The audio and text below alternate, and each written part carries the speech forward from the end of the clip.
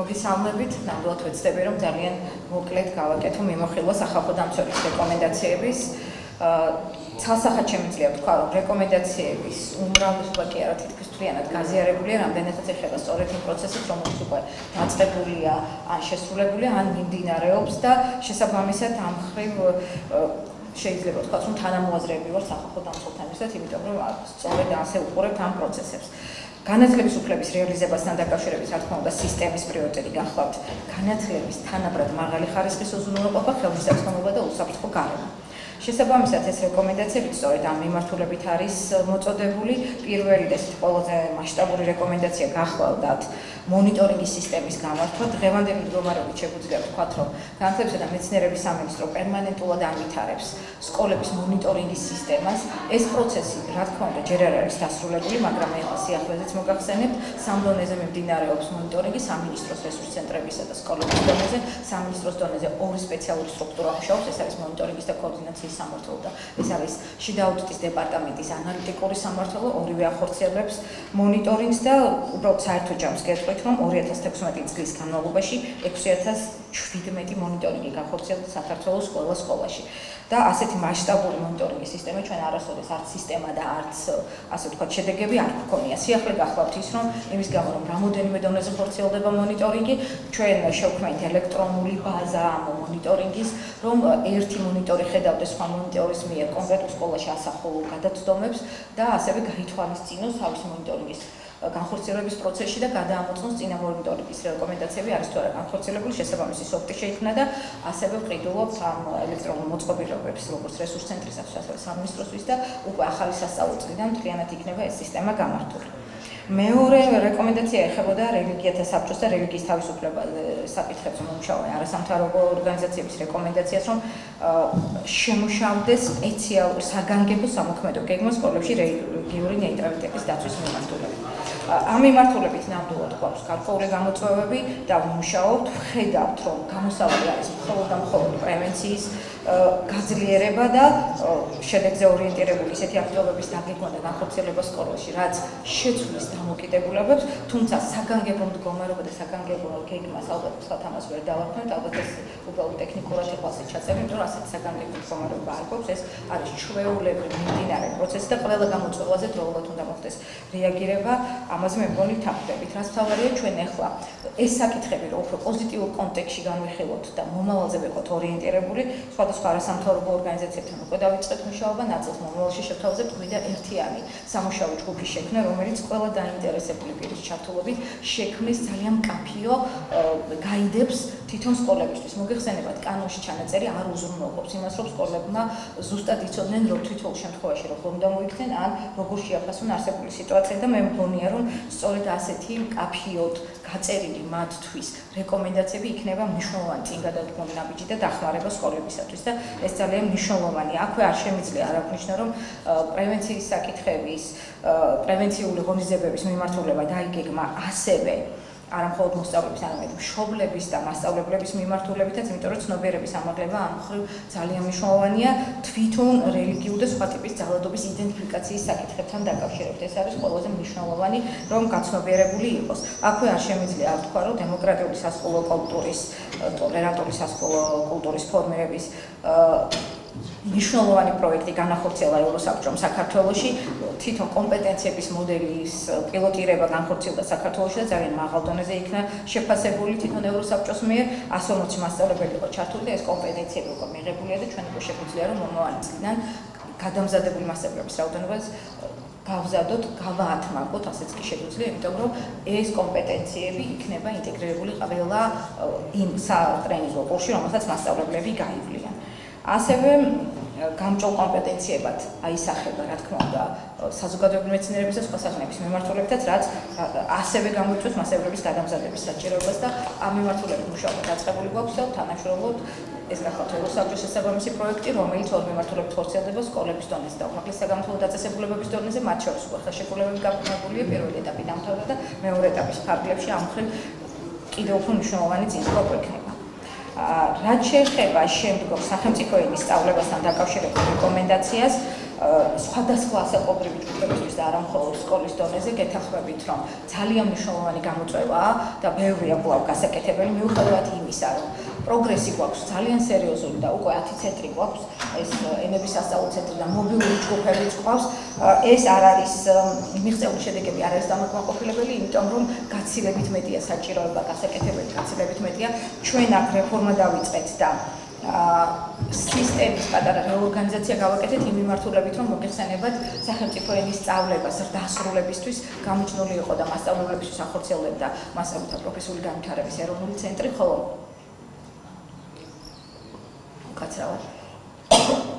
ხოლო სხვა სახელმწიფო ადმინისტრირების მუშაკებისთვის ჟვანია სახელობის საჯარო ადმინისტრირების სკოლა მთლიანად ყველა სახელმწიფო ენის სწავლების პროგრამები ჟვანია სახელობის სკოლაში იქნება განხორციელებული და მასწავლებელთა პროფესიული განვითარების ნაწილში მხოლოდ პროფესიული ენის სწავლების კომპეტენცია დარჩება.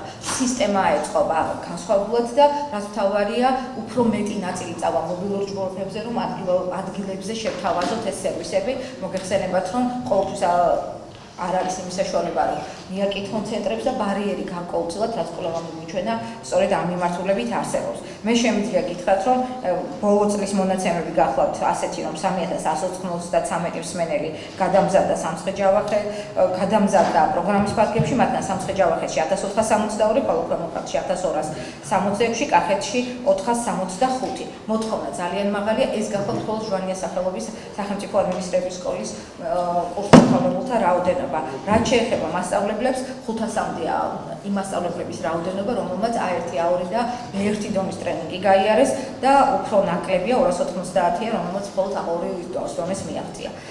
შემდეგი მნიშვნელოვანი რეკომენდაცია ეხებოდა ორენოვანი სწავლების არსეული მოდელის ნაკლოვანებებს, ამაზე არაერთხელ ვისაუბრე სახალხო დამცველთანაც და ყველა ინსტრუქტორად, რომელიც დაინტერესებული ამ საკითხებით, მოგეხსენებათ, რომ შეფასება დასრულდა და ჯერ კიდევ ერთი წლის წინ ჩვენ კაფიო და ცითი საჯარო განაცხადი გავაკეთეთ, რომ მოქმედი მოდელი არ არის ეფექტური და რაც მთავარია, შემუშავდა ახალი მოდელი, რომელსაც საგნობრივად დაჯგუფებული ბილინგური მოდელი ქვია, ანუ საგნობრივად გამიჯნული მოდელის სახელით არის ცნობილი და ამ ახალი მოდელის დანერგვა დაიწყება ახალი ეროვნული სასწავლო გეგმის ფარგლებში და თვითონ ეს ტრანზიციის პერიოდი მოითხოვს პილოტირებას, რომელიც რამოდენიმე საპილოტო სკოლაში უკვე დაწყებულია, თუმცა როგორც კი დაიწყება ახალი ეროვნული სასწავლო გეგმის დანერგვა, რომელიც სწორედ ამ მოდელზე იქნება მორგებული და სახელმძღვანელოების ამ მოდელის მიხედვით მომზადდება, უკვე შეგვიძლია ვთქვათ, რომ ყველა იმ სკოლაში, სადაც არაქართულენოვანი მოსახლეობა დაინერგება სწორედ ეს ახალი მოდელი. 1+4 პროგრამასთან დაკავშირებულ რეკომენდაციასთან დაკავშირებით,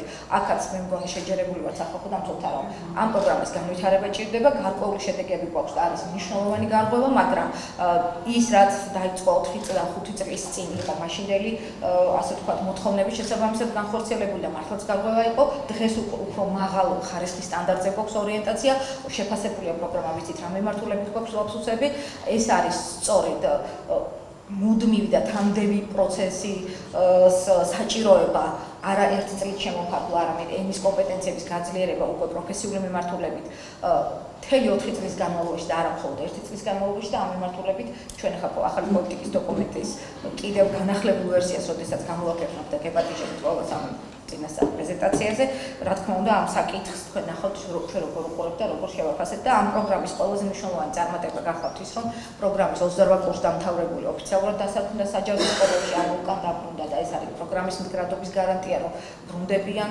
თავიანთ საცხოვრებელ ადგილებზე, ასევე მნიშვნელოვანია ის, რომ 5 თავისი სურვილით არა პროგრამის მონაწილე, არამედ ასევე სკოლაში მუშაობს ამ დღევანდელი მდგომარეობით და სტაჟირების პროგრამის ფარგლებშიც, რომელიც შედგების უპირატესად თქვა სამინისტრომ დაიწყო, ასევე სკოლებზე იქნებიან მიმაგრებული უკვე სტუდენტები ბოლო კურსის ან მაგისტრატურის.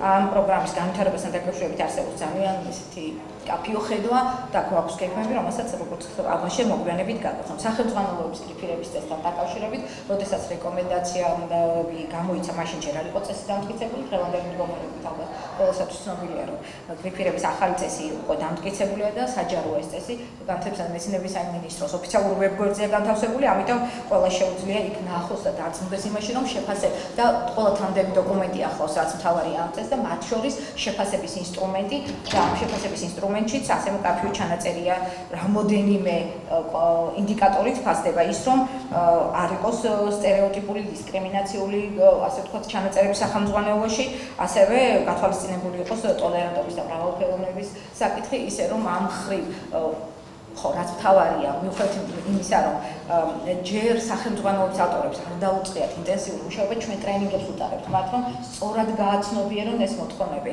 შესაბამისად, ტრენინგებს შევუტარებთ სახელმძღვანელოს შემფასებლებსაც, იმიტომ რომ აქამდე ასეთი ინდიკატორი არ გქონია და საჭიროება იმის, რომ ვასწავლოთ თუ როგორ უნდა შეფასდეს ამ ჭრილში, იცით რომ არ მხოლოდ არასამთავრობო ორგანიზაციები აკეთებდნენ იგივე გენდერულ თუ სტერეოტიპებთან და დისკრიმინაციასთან დაკავშირებულ ჭრილში სახელმძღვანელოს შეფასებას, სახელმწიფო ინსტრუმენტი დღემდე ნამდვილად არ არსებობდა და ეხლა როდესაც გვაქვს ჩვენ ასევე იმ შემფასებლებს და ექსპერტებს გადავამზადებთ, ვინც უნდა დაიწყონ შეფასება და მე მგონია რომ ეს არის ერთ-ერთი ძალიან მნიშვნელოვანი წინაპირობა, რომ ნახოთ როგორ სახელმძღვანელოები გვექნება ეხლა უკვე ახალი ამ შეფასების ინსტრუმენტის და წესის ფარგლებში, რომლებიც მიიღებს გრიფს. ინკლუზიურ განათლებასთან დაკავშირებით ასევე როდესაც შემუშავებული იყო ეს რეკომენდაცია ალბათ ჩვენ ჯერ არ გქონდა წარმოდგენილი მათ შორის თქვენს კომიტეტზე ის ინკლუზიურ განათლებასთან დაკავშირებული ცვლილებების პაკეტი, რომელიც ზოგადი განათლების შესახებ კანონში შევა, მას შემდეგ ჩვენ წარმოვადგინეთ ამ სწორედ ამ კომიტეტზეც და დღეს უკვე ყველასათვის ცნობილია, რომ ეს შიდა განხილვები დასრულებულია, ასევე სამუშაო რეჟიმში დასრულებულია და უკვე დავიწყებთ პირველ საკომიტეტო მოსვლას. ანუ ყველა ის მოთხოვნა, რაც ინკლუზიურ განათლებასთან არის დაკავშირებული და კიდევ უფრო მეტი გადაწყვეტილებები მიღებულია, მათ შორის ალტერნატიულ სასწავლო გეგმაზე თან დაკავშირებითაც და ასევე ინდივიდუალურ სასწავლო გეგმების განვითარებასთან და ზოგადად მულტიდისციპლინარული გუნდების ფუნქციების განსაზღვრასთან და ასე შემდეგ. ასევე ძალიან მოკლედ ვიტყვი, რომ ღონისძიებების გატარებას ითხოვდა სახალხო დამცველის რეკომენდაცია ჯანმრთელობის უფლების დაცვასთან დაკავშირებით. მოგეხსენებათ, რომ გაფართოვდა სკოლის ექიმის პროგრამა, აქამდე უпроსტად გაფართოვდა არა, დასრულდა იმ სახით, როგორც იყო.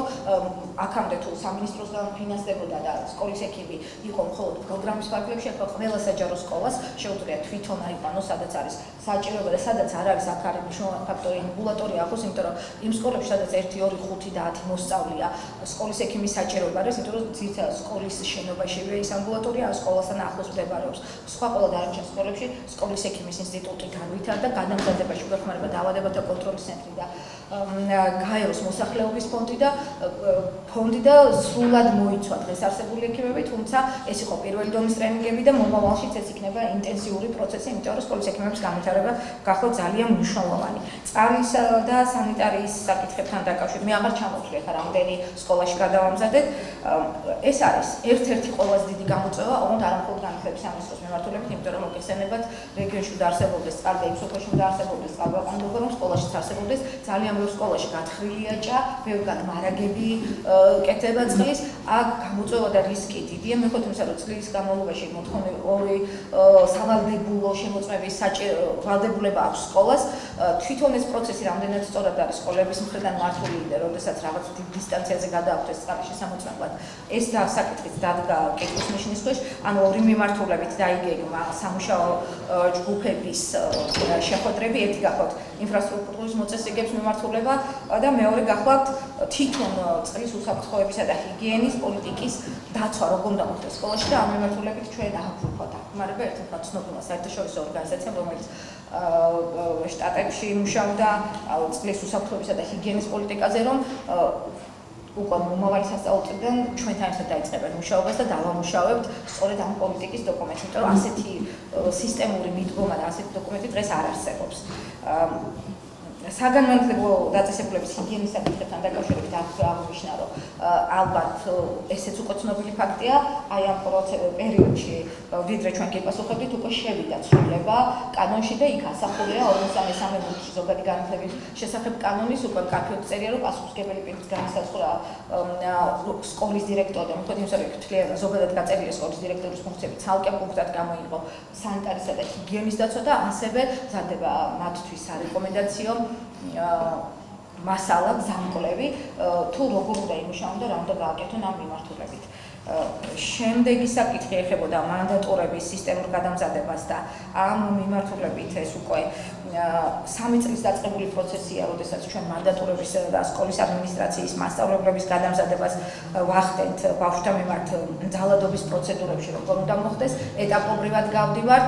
მიუხედავად იმისა, რომ ეს პროცესი არ შეწყვეტილა და მუდმივად გვაქვს კომუნიკაცია სკოლების რაოდენობა ძალიან დიდია, მათ შორის ჩვენ გადავამზადეთ სკოლის ოფიციალური რეფერირებას პასუხისმგებელი პირები, მაგრამ არ გადაგვამზადებია ადმინისტრატორები და ადმინისტრატორები ყავს დანიშნული იმ სკოლებში, რომლებიც 5 წლის წინ იყო ოპტიმიზირებული და შეწყმული იყო სკოლასთან, ესენი არის ცალკე სტრუქტურული ერთეულები, სხვადასხვა სოფლებშია განლაგებული შენობები და შესაბამისად იქ ადმინისტრატორმა თუ არ გამოიმუშავა იგივე უნარები, ძალიან ძნელია რომ სკოლის ძირითადი სკოლის დირექტორმა ეს პროცესები მართოს, ისე რომ ინტენსიურად მიდის ეს პროცესები, მაგრამ გასაკეთებ ალბათ კიდევ დაგვჭირდება 2 წელი მაინც რომ სრულად მოვიცვათ და ორივე დონის ტრენინგი გავატაროთ ყველას.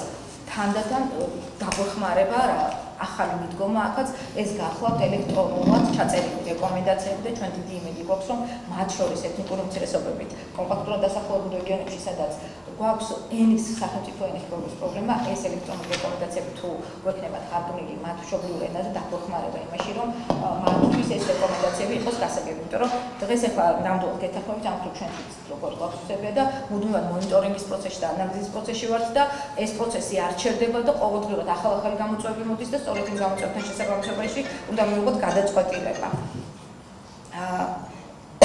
მნიშვნელოვანი პროექტი, რომელიც სულ ახლახანს დაიწყო, ეს არის ძალადობრივი და დესტრუქციული ქცევის ამოცნობა და პრევენცია. დავიწყეთ ეს პროექტი და ჯერ მხოლოდ მცირე ნაწილი დავფარეთ ამ პროგრამის ფარგლებში. მინდა გითხრათ, რომ სკოლის ადმინისტრაციაც და მასწავლებლებიც გაბიან ამ ტრენინგს და ალბათ ამ ტრენინგის სრულად მოცვასაც დაჭირდება გარკვეული რაოდენობა ამ ეტაპზე. ამ წლის განმავლობაში დაგეგმილია 1500-მდე ადამიანის ჩართვა ამ პროექტში, რასაც ჩვენი ფსიქოლოგიური ცენტრი ითხოვს.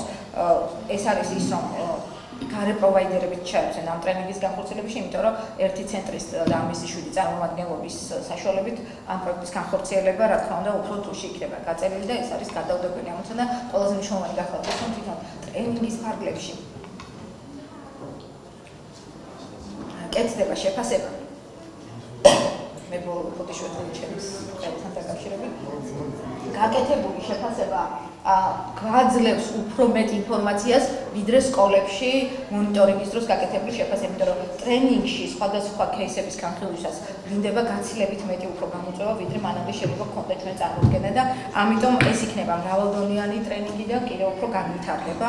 ამ დღევანდელი მდგომარეობით ზოგადად აი ამ ფსიქოლოგიურ საკითხებზე და ამ პროგრამის ფარგლებში 1342, ანუ ის ვინც დაამთავრა და ვინც დღესაც უკვე ისევ მიმდინარე ტრენინგია ჩართული 1342 გახლავთ საერთო რაოდენობა.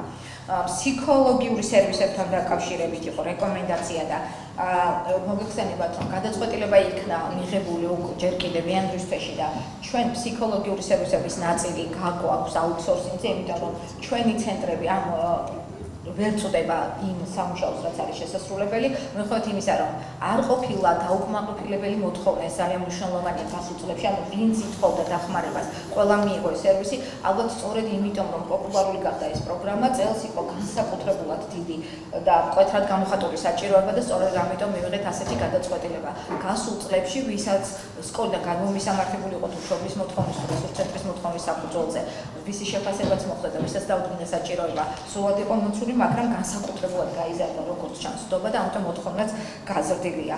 შემდეგ ძალიან დიდი ბუდეში ქალბატონებია აქ თვითონ შეთანხმებას კიდე 10 წუთით გადავაჭარბეთ უკვე და 2 წუთში რო ჩავედიოთ თქვენი ხდება. კი ბატონო, მაშინ იქნებ შეკითხვებზე ტოლერანტობის კონტროლზე უკვე გესაუბრებ, სკოლის მიტოვებაზე თუ შეიძლება ეს ამ მნიშვნელოვანი საკითხია, იმიტომ რომ არაერთხელ არასწორად გავცელდა ინფორმაცია სკოლის მიტოვების საკითხებთან დაკავშირებით და არ შემიძლია ამაზე არ აღნიშნო.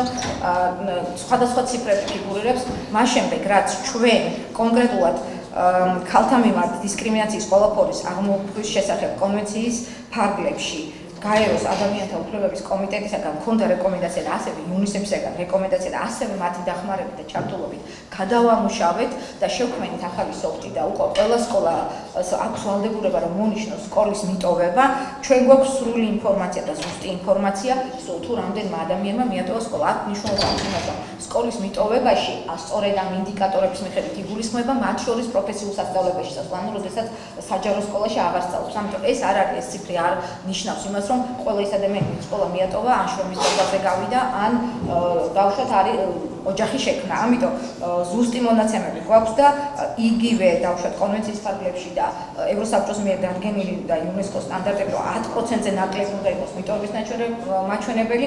ჩვენ მინდა გითხრათ, რომ 1%-ის ფარგლებში ვართ და სწავლა ზუსტი ციფრი ასეთია, შეწყვიტა 7795-მა მოსწავლემ, მათგან ნაწილი პროფესიულ სასწავლებელში წავიდა, ნაწილა მიატოვა ჩვენ ქვეყნიდან გადავიდა სხვა ქვეყანაში სასწავლებლად, ნაწილს ჰქონდა დროებითი მიტოვება, მაგრამ ჩვენ ყოველდღურად აღნიშნავთ და როდესაც გთხოვენ ინფორმაციას იმ თარიღის მიხედვით ვაწვდით, ისე რომ ეს ციფრი მთლიანი, რა თქმა უნდა, არ გახლავთ ადრეული ქორწინების გამო მიტოვება.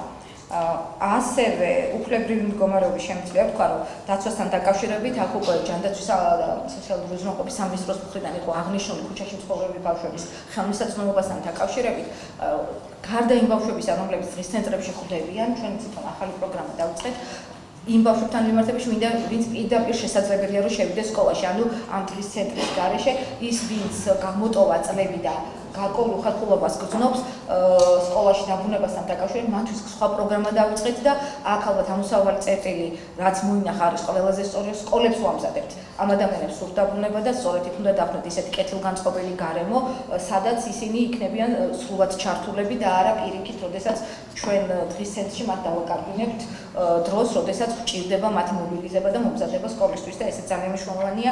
5 სკოლა უკვე აქტიურად ჩაერთვათ, ანარჩენი სკოლები, სადაც განსაკუთრებული საჭიროება პირველ რიგში ჩართულები არიან ტრენინგების საკმაოდ გრძელ ციკლში და ამ ტრენინგების დასრულების შემდეგ იქნებიან მხოლოდ პროექტის ფარგლებში ჩართულები, როგორც უკვე აღვნიშნე.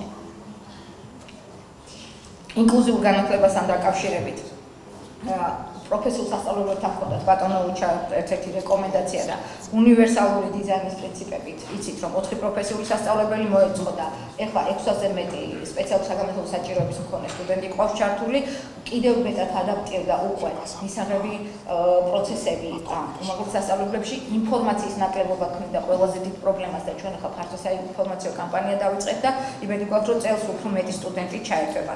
ყველა ადამიანური რესურსი მომზადებულია მათ შორის ძიძებით და ორიენტაციის პედაგოგები და ისინი ეხმარებიან სტუდენტებს, რომელმაც გამოთქვესურვია რომ პროფესიულ საგანმანათლებლო დაწესებულებებში იყვნენ ჩართული. მაშინ შეკითხვებზე ნებართვით თქვენი გამოსვლა ყოველთვის გამოირჩევა და არის ძალიან საინტერესო, ყოველთვის ძალიან დიდი ინტერესი ისმენთ ხოლმე. ბატონო უჩა, თუ დარჩა რაიმე ესეთი საკითხი, რაზეც გვაქვს კითხვები, გთხოვთ, კი ბატონო. მოკლე შეკითხვა ის. მოგესალმებით, დიდი მადლობა ქალბატონულია, მართლაც როგორც ყოველთვის დეტალურად და ამომწურავად ისაუბრეთ ჩვენი რეკომენდაციების შესახებ. ერთი დამაზუსტებელი შეკითხვა და კომენტარი მექნება, რაც შეეხება ბავშვების მიერ სკოლის მიტოვების მაჩვენებელს. მართალია ეს დიდი ციფრი, რაც არის სხვადასხვა გარემოებებს მოიცავს, თუმცა არანაკლებ მცირეა ის რიცხვი, რომელიც აერთიანებს იმ მონაცემებს, რომ ბავშვებმა ადრეული ქორწინების თუ შრომის გამო მიატოვეს განათლების მიღება და განსაკუთრებით ამ მეორე გარემოებას შევეხები, როდესაც საბაზო საფეხურის დასრულებამდეც კი საკმაოდ მაღალია ბავშვების ციფრი, რომლებიც შრომაში არიან ჩართულები და ამიტომ სწავლობენ განათლების მიღებას. საპირისპიროდ ძალიან მცირეა ის რიცხვი, რასაც ჩვენ სოციალური მომსახურების სააგენტოსგან ვიღებთ, როდესაც მათ ასეთი შემთხვევები შეისწავლეს. ხომ არ მიიჩნევთ საჭიროდ, რომ ესეთი ფაქტები აღრიცხვასთან ერთად უფრო ძლიერი მონიტორინგის მექანიზმები გვჭირდება, თუ რამდენად ყველა შემთხვევაზე იყო სოციალური სამსახური ჩართული და რამდენ შემთხვევაში მოვახერხეთ ის, რომ ბავშვი დაუბრუნდა სავალდებულო საბაზო განათლების მიღებას, იმიტომ რომ რეალურად 240 იყო თუ არ ვცდები საბაზო საფეხურის დასრულებამდე და 900-მდე საბაზო საფეხურის დასრულების შემდეგ მხოლოდ შრომაში ჩართული ბავშვების მიერ სკოლის მიტოვების მაჩვენებელი. დიდი მადლობა. რა თქმა უნდა, ამ მიმართულებით უკაცრავ. დიდი მადლობა მეც მინდა გადაგიხადოთ ქალბატონ ლიასეთ თანამშრომლობისთვის და ასეთი ყურადღებით რო ეკიდებით ჩვენ რეკომენდაციებს. მე მექნება ორი შეკითხვა, რა თქმა უნდა, სახალხო დამცველის ოფისი ჩვენ დადებითად ვაფასებთ 1+4-ის სისტემის პროგრამას, თუმცა აქ გვაქვს ერთი ესეთი რეკომენდაცია, რომ სტუდენტებისთვის შეიქმნას უფრო მეტი საინტეგრაციო და საგამართლებლო პროგრამები, ვინაიდან ჩვენ ვიცით, რომ არაქართულენოვან სტუდენტებს, მე ვგულისხმობ აზერბაიჯანულენოვან და სომხურენოვან სტუდენტებს ერთმანეთთან მეგობრობა და ურთიერთობა ცოტა უჭირდა, ამას სჭირდება ხელშეწყობა და მეორე საკითხი ასევე ჩვენ ვიცით რიცხვი, რამდენი აბიტურიენტი სტუდენტი აბარებს უმაღლეს სასწავლებლებში 1+4-ის პროგრამით. სამწუხაროდ ჩვენ არ გვაქვს ინფორმაცია იმის შესახებ, თუ რამდენი სტუდენტი ამთავრებს საქართველოს უმაღლეს სასწავლებლებს. თუ ხდება ამ სიტუაციის შეფასება, ვინაიდან ჩვენ გვაინტერესებს ამ სტუდენტებს უჭირთ დაძლევა პროგრამის, თუ არის რაღაცა დისკომფორტის მომენტი, რის გამოც ტოვებენ უმაღლეს სასწავლებლებს. და ბოლო შეკითხვა შეეხება აზერბაიჯანულენოვან და სომხურენოვან სკოლების მშობლიური ენისა და ლიტერატურის სახელმძღვანელოებს. ჩვენი რეკომენდაცია არის, რომ სახელმძღვანელოები იყოს გამოცემული საქართველოში და აგრიფირებული იყოს და შეესაბამებოდეს საქართველოს განათლებისა და მეცნიერების პროგრამას, ვინაიდან თვითონ სკოლის, არაქართულენოვანი სკოლის დირექტორები და პედაგოგები აღნიშნავენ, რომ ეს სახელმძღვანელოები არანაირად არ შეესაბამისება ჩვენ პროგრამას. მადლობა. მადლობთ. ქალბატონს. გამარჯობათ, მოგესალმებით. მე შეგეკითხებით ოკუპირებულ ტერიტორიებზე განათლების უფლებასთან დაკავშირებით, განსაკუთრებით თქვენ არ გეხსენებიათ, რომ ის გამოსავარაუდოდ, თუმცა მე გკითხავთ გალის რაიონში სპეციალურ პროგრამების შესახებ. ჩვენ ვიცით, რომ თქვენ ახორციელებთ კონკრეტულ პროგრამებს, რასაც მივესალმებით, თუმცა ჩვენი რეკომენდაცია ამ პროგრამების გაფართოება და თუ იგეგმება წელს ასეთი არაფორმალური პროგრამების გაფართოება, განსაკუთრებით იმის გათვალისწინებით, რომ გალის მოსახლეობის ქართული ენის დონე საკმაოდ ქვემოთ იწევს და ამიტომ პრობლემა ექნება უკვე უმაღლეს საგანმანათლებლო პროგრამებში, უმაღლეს სასწავლებლებში ჩაბარებასთან დაკავშირებით. დიდი მადლობა, ამით კითხვები დასრულებულია. გთხოვთ ქალბატონო ლია. ბოლოდან ჯობია რომ დავიწყოთ. გალის რაიონის სკოლებთან დაკავშირებით ნამდვილად მიმდინარეობს არა მხოლოდ ადმინისტრაციულ-ტექნიკური პერსონალის და პედაგოგების შრომითი ანაზღაურების პროგრამა, ასევე მხარდამჭერი პროგრამები იმისათვის, რომ საქართველოს უმაღლეს საგანმანათლებლო დაწესებულებებში ჩააბარონ. ეს ამ შემთხვევაში არის მათი განვითარებაზე ორიენტირებული პროგრამები. ეს პროგრამები წარმატებულად მუშაობს და უფრო მეტი სტუდენტი მონაწილეობს, უფრო სწორად მოსწავლე მონაწილეობს, იმიტომ რომ მეტი მასწავლებელი ესწრება ამ ტრენინგებს და ლიტერატურას შესაბამისად მეტი მასწავლებელი ღებულობს. მინდა გითხრათ, რომ ბოლო წლის განმავლობაში თქვენ იცით, რომ 757,000 ლარი გაიზარდა მათი დაფინანსება და მიაღწია 3.1 მილიონ ლარს. მე ახლა არ ჩავუხმადები სხვა რა დამატებითი პროგრამები გვაქვს, რომ არ შეიქმნას გარკვეული პრობლემები, ისედაც პრობლემები გვაქვს. რაც შეეხება ქართულ ენასთან დაკავშირებით არსებულ პრობლემებს, ჩვენ ინტენსიური შეხვედრები გვაქვს, რა თქმა უნდა, შეხვედრები არის კონფიდენციალური, ვიცით რა პრობლემები არსებობს, ამ მიმართულებით მიმდინარეობს მუშაობა. ჩვენ პირდაპირ ზემოქმედების მოხდენა, რომ იქ სასწავლო ბადეში ქართული ენის საათები არ შემცირდეს. ჩვენი მხრიდან ქართულებულია, ჩვენ ვმუშაობთ ინუნსებთან და სხვა ისეთ საერთაშორისო ორგანიზაციებთან, ვისაც შეუძლიათ რომ იმ მხარეს იმუშაონ და ალბათ ამაზე ბატონი პეტრე უფრო ისე ვთქვათ მეც ისაუბრებს.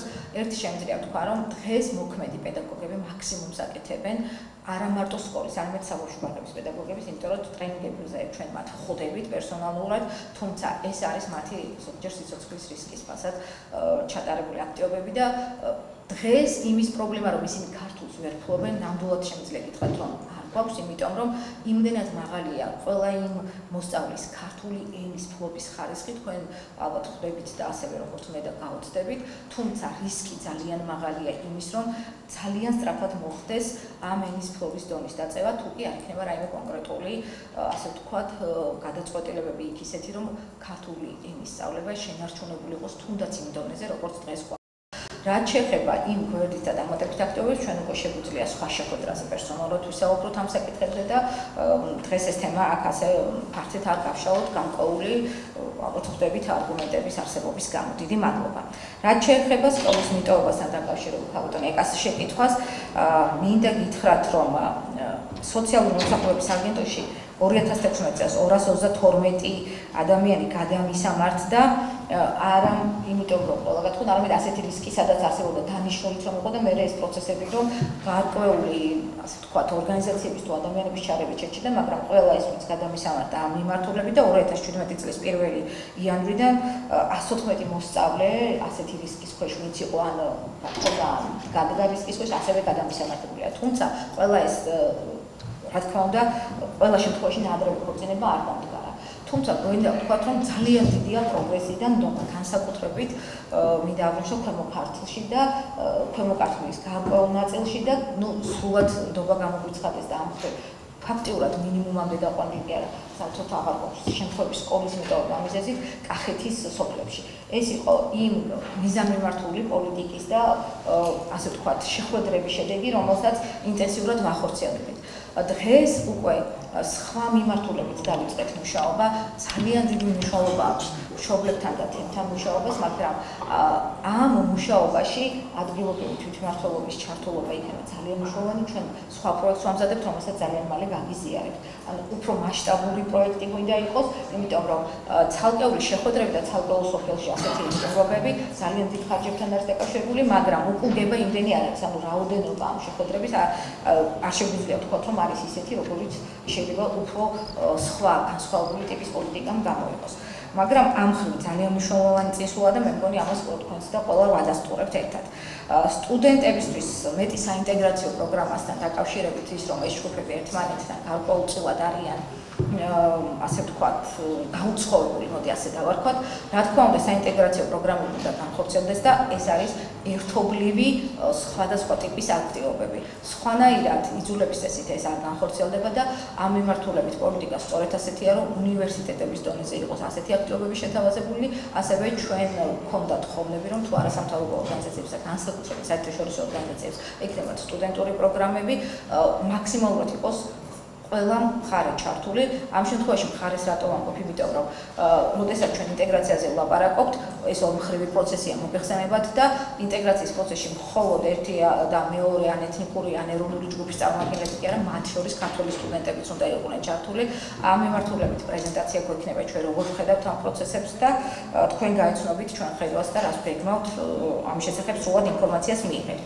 1+4 და რა თქმა უნდა სტატისტიკა გვაქვს, უბრალოდ მე ხარ წამომიღია ეს სტატისტიკური მონაცემები მაქსიმალურად შემჭიდროებული ინფორმაცია წამომიღე გვაქვს რამდენი ამთავრებს. მე გეტყვით, რომ ძირითადი მიზეზი მიტოვების არის ხოლმე ის, რომ უჭირს უკვე პროფესიული საგნების დაძლევა და ეს ყველამ ვიცით. სწორედ ამიტომ გადავწყვეტეთ, რომ პროფესიული ენაც ისწავლოს და მივყვეთ ამ პროცესებს 4 წლის განმავლობაში და არა 1 წლის განმავლობაში, როდესაც ზოგადად სახელმწიფო ენას ვასწავლით და შემდგომში უკვე მას თვითონ ამ პროფესიის ენის დაძლევა უქმნის ბარიერებს, შესაბამისად ვერძლებს პროგრამას, იმის გამო რომ პრობლემები აქვს ეს როგორც ჩვენ გქონდა ამასთან დაკავშირებით საუბარი ფოკუს ჯგუფებში თავმოყარების პრობლემაც და აზრსაც ვეღარ ხედავს თუ კი ჩამორჩება. გეთანხმებით რომ ეს არის ერთ-ერთი მიზეზი. ასე ძალიან სწრაფად ეხლავე, შემდეგი იყო მშობლიური ენის სახელმძღვანელო და აი სწორედ ეხლა რაზეც კონკურსი გამოცხადდა და ეს ატვირთული გვაქვს უკვე მშობლიური ენის სახელმძღვანელო აზერბაიჯანული სომხური ენის სახელმძღვანელო საქართველოში გამოცხადდა კონკურსი ისე რომ ადგილზე შეიქმნება. თუმცა აქვე მინდა გითხრათ რომ ჩვენ ისე როგორც ეხლა გადმოგვიგზავნა აზერბაიჯანის განათლების სამინისტრომ რამდენად სწორად არის ქართულ ენაზე ის სახელმძღვანელოები რომლებიც იქ შეიქმნა დაწერილი, აი ამ მიმართულებით აუცილებლად ვიმუშავებთ შესაბამის სამინისტროებთან რომ ექსპერტული ასე ვთქვათ შეფასებები მოახდინონ და რედაქტირება გააკეთონ ენის ისტორიასთან დაკავშირებით. ძირითადი პრობლემა რაც არის მოგეხსენებათ არის ის რომ გვეუბნებიან რომ არ არის გამართული ენით დაწერილი, თუმცა თქვენც ნანახი გაქვთ ეს სახელმძღვანელოები და ადგილზე ამის გაკეთება როგორცაც ჩანს არის პრობლემა, ამიტომ ეს ორმხრივი პროცესი იქნება, ხელშეკრულებები გაფორმებულია. ეხლა ჩვენ მაგალითად აზერბაიჯანიდან გამოგზავნილ იმ ქართულენოვან სახელმძღვანელოებს ვაფასებთ და რედაქტირებას ვუკეთებთ, რომელიც იქ საინგილოს რეგიონში უნდა შევიდეს სკოლებში და შესაბამისად როგორც კი ჩვენთან იქნება მომზადებული, ასევე მათი ექსპერტული დახმარების იმედი გვაქვს. დიდი მადლობა.